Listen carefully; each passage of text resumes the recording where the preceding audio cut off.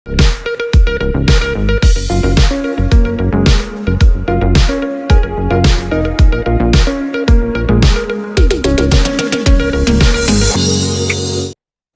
इन Truth News. ईश्वर पुत्र ने कहा कि आज 30 मार्च 2025 को धर्म युग की शुरुआत हो गई। आज धर्म का पहली नींव पड़ी, इसलिए आज से पूरे धरती पर उथल पुथल मचेगी। इसकी पटकथा 26 जुलाई 2014 में उस समय लिख दी गई जिस समय सूर्य, बृहस्पति और चंद्रमा पुष्य नक्षत्र के प्रथम पल में प्रवेश कर एक राशि में आए। श्रीमद्भागवतम महापुराण सकंद 12 अध्याय 2 के श्लोक 24 में महर्षि वेद व्यास जी ने भविष्यवाणी किया। पश्चिम देश से अमेरिका के थॉमस राइट ने आज के ही दिन कौन सी महत्वपूर्ण घोषणा की। अब सुनिए ईश्वर पुत्र आदिश्री अरुण तथा थॉमस राइट की घोषणा, जो संपूर्ण मानव जाति को जानना चाहिए।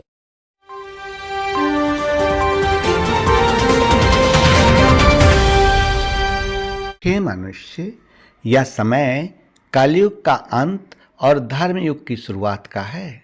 अब प्रश्न यह उठता है कि जब धर्मयुग का आरंभ हो चुका है तो आगे क्या होगा? क्या यह ईश्वरीय व्यवस्था है? और यह व्यवस्था किस प्रकार काम करेगी? क्या इस कार्य का आरंभ आज से शुरू हुई है अथवा इसकी पटकथा 26 जुलाई 2014 से ही लिखी जा चुकी है? आपको मैं एक उदाहरण देकर समझाता हूं। आप ध्यान से सुनिए।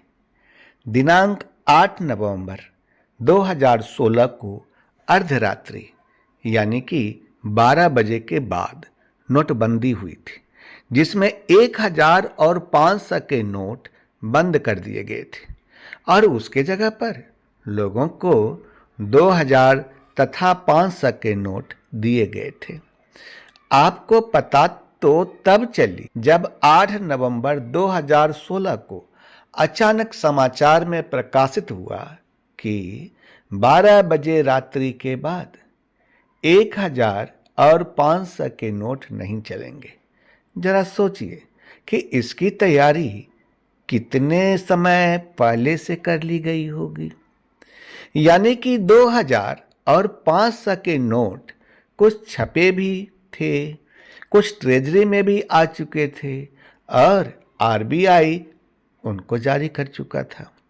जरा सोचिए कि जब अचानक से 1000 और 500 के नोट बंद होते हैं और नए नोट हमारे सामने आते हैं तो इस प्रक्रिया का पालन कितने लंबे समय पहले से की जा रही होगी। तब यदि ईश्वर इस धरती के लिए कोई परिवर्तन लागू करेंगे तो क्या उसकी प्लानिंग ऐसी वैसी होगी? महर्षि वेद व्यास जी ने श्रीमद्भागवतम महापुराण में भविष्यवाणी किया कि जिस समय सूर्य, बृहस्पति और चंद्रमा पुष्य नक्षत्र के प्रथम पल में प्रवेश करेगा और एक ही राशि पर आएगा, तब उस समय से सतयुग का प्रारंभ हो जाएगा। श्रीमद् भागवतम महापुराण स्कंद 12 अध्याय 2 का श्लोक 24 उल्टा करके देखो। हे मनुष्य, आप इस बात को समझिए कि सतयुग के प्रारंभ की योजना 26 जुलाई 2014 से ही प्रारंभ हो गई थी। अब तो वह समय आया है कि 30 मार्च 2025 के बाद में हम उस स्थिति को देखेंगे जहां से नकारात्मक ऊर्जा कम होना शुरू हो जाएगी और सकारात्मक ऊर्जा का प्रभाव बढ़ जाएगा। इस बात को ऐसे समझिए कि जब आपके सामने एक गिलास पानी है, वह किससे भरा हुआ है? जवाब है पानी से। लेकिन अगर उसमें से आधा गिलास पानी निकाल दिया जाए तो वह पानी से कितना भरा है? आप कहेंगे कि आधा। लेकिन बाकी के आधे गिलास में क्या है? बाकी के आधे गिलास में हवा है। ठीक इसी प्रकार से इस संसार के अंदर भी नकारात्मक और सकारात्मक ऊर्जा सदैव विद्यमान रहती है। अगर सकारात्मक ऊर्जा कम होगी तो स्वतः ही नकारात्मक ऊर्जा बढ़ेगी, और अगर सकारात्मक ऊर्जा बढ़ेगी तो स्वतः ही नकारात्मक ऊर्जा कम होगी। जब हम बात करते हैं पाप की, तो इसका मतलब होता है कि यहाँ अब सकारात्मक ऊर्जा की प्रधानता कम हो गई है और नकारात्मक ऊर्जा अत्यधिक हो गई है। लेकिन जैसे जैसे सकारात्मक ऊर्जा को बढ़ाया जाता है, वैसे वैसे नकारात्मक ऊर्जा कम होती जाती है। 30 मार्च 2025 को खींची गई जो डेडलाइन है वह क्या है, जरा इस बात को समझिए। 26 जुलाई 2014 से ईश्वर के द्वारा इस धरती पर सकारात्मक ऊर्जा को बढ़ाना आरंभ कर दिया गया था और 30 मार्च 2025 का दिन वह दिन है जब इस धरती पर सकारात्मक ऊर्जा और नकारात्मक ऊर्जा दोनों का बैलेंस बिल्कुल बराबर होगा, अर्थात 50-50 होगा। और इस दिन से जो सकारात्मक ऊर्जा है उसको बढ़ाने की रफ्तार तेज हो जाएगी। अगर सकारात्मक ऊर्जा को बढ़ाने की रफ्तार तेज हुई तो क्या होगा? नकारात्मक ऊर्जा कम होना आरंभ हो जाएगा और ये जो सकारात्मक ऊर्जा के बढ़ने का क्रम है अब यह रुकने वाला नहीं है। यानी कि 30 मार्च 2025 के बाद से इस सकारात्मक ऊर्जा का बढ़ना तय है जब तक इस धरती से नकारात्मक ऊर्जा समाप्त ना हो जाए। यह इतना बड़ा परिवर्तन 30 मार्च 2025 से इस धरती पर होने जा रहा है। लेकिन आप बात कहेंगे कि हम आपकी बात को क्यों माने? वैसे तो जो मैं आपके सामने बात रख रहा हूं यह ईश्वरीय संदेश है, यह मेरा अपना विचार नहीं है। लेकिन इस बात को प्रमाणित करने के लिए भी प्रमाण की जरूरत है। क्यों?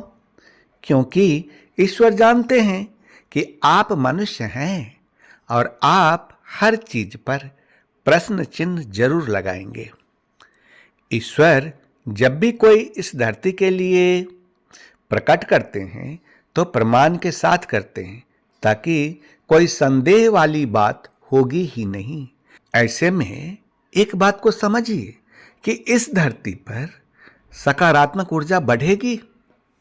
हमारी थ्योरी अलग तरीके से चलती है। कहते हैं कि हाँ, अच्छे कर्म करो, इससे सकारात्मक ऊर्जा बढ़ेगी। लेकिन ईश्वर की नज़र में सकारात्मक ऊर्जा का यह मतलब नहीं होता। ईश्वर ने इस धरती के लिए जिस ऊर्जा का निर्माण किया है उस ऊर्जा का रूप और स्वरूप क्या है, इस बात को समझिए। आपने सुना होगा नील वर्ण विष्णु, यानी भगवान विष्णु का वर्ण नीला है। नीलकंठ महादेव यानी कि भगवान शिव का कंठ नीला है। ब्रह्मा जी नील कमल पर विराजमान हैं, यानी उनके कमल का रंग नीला है। ऐसे में त्रिदेव की रचना के अंदर इस नीले रंग का क्या महत्व है? नील वर्ण, नीलकंठ और नील कमल में इस नीला रंग का प्रयोग क्यों किए जाते हैं? आखिर इस नीले रंग का महत्व क्या है? हे मनुष्य, इस बात को समझिए कि इस विष्णु तत्व का रंग नीला ही है और इस विष्णु तत्व की प्रधानता इस संसार के अंदर हर जगह पर है। तो ब्रह्मा जी जहाँ विराजमान हैं वहाँ भी यह विष्णु तत्व है, क्योंकि उनके कमल का रंग नीला है। भगवान विष्णु उनके वर्ण का रंग भी नीला है और क्षीर सागर में बैठे हैं। क्षीर सागर यानी कि उस सागर का रंग भी नीला हो गया है और नाम क्या है? क्षीर सागर। अब इस बात को वर्तमान के परिवेश में समझिए कि क्या यह बात साइंटिफिक है? आप लोगों ने अम्लीय और क्षारीय गुण का नाम सुना होगा।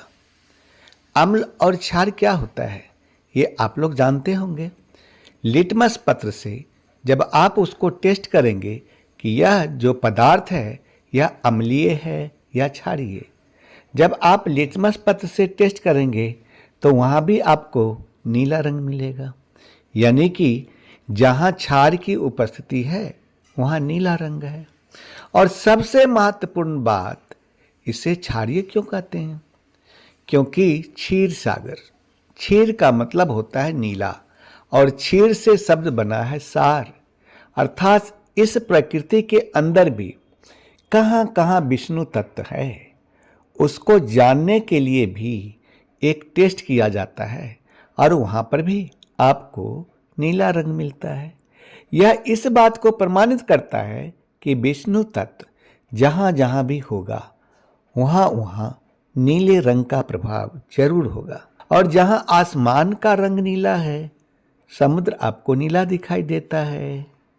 इस शरीर के अंदर भी जब आत्मा निकल जाए तो यह शरीर भी नीला पड़ जाता है। आखिर नीला रंग हमारे साथ इतना कनेक्टेड क्यों है?